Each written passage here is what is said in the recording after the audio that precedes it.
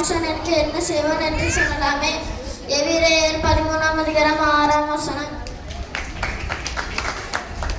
நீதி நிமித்தம் துன்பப்படுகிற பாக்கியவான்கள் பரலோகராஜ்யம் அவர்களுடையதே. மத்தேயு 5:10. நாலாவது, தலைவரை உருவாக்குவோம்.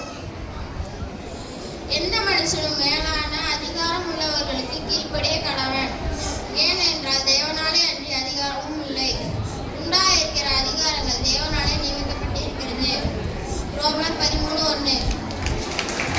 அதனாலே நாம் தைரியம் கொண்டு கர்த்தர் எனக்கு சகாயர், நான் பயப்படேன்,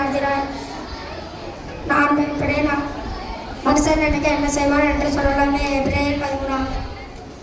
4:8. மனுஷரை பிடிப்போம். இயேசு அவர்களை நோக்கி, என் பின்னே வாருங்கள், உங்களை மனிதர்களை பிடிக்கிறவர்களாக்குவேன் என்றார். மார்க்கு 1:17. 4:2. கர்த்தருக்காய் துணிவு.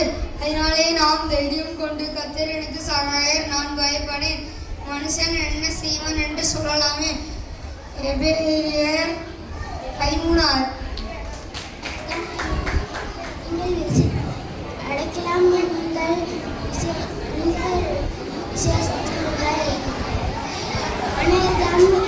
அடைக்கலாம் குருவிகளை பார்க்கிலும் நீங்கள் விசேஷித்தீர்கள்.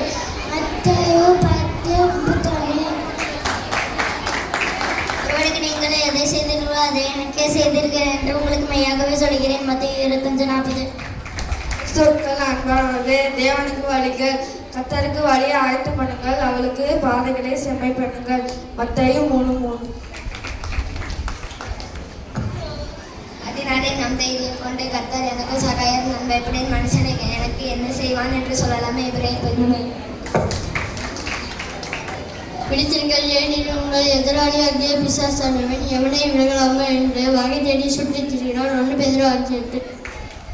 அதனாலே நாம் தைரியம் கொண்டு கர்த்தர் எனக்கு சகாயர், நான் பயப்படேன், மனுஷன் எனக்கு என்ன செய்வான் என்று சொல்லலாமே. எபிரேயர் 13:6.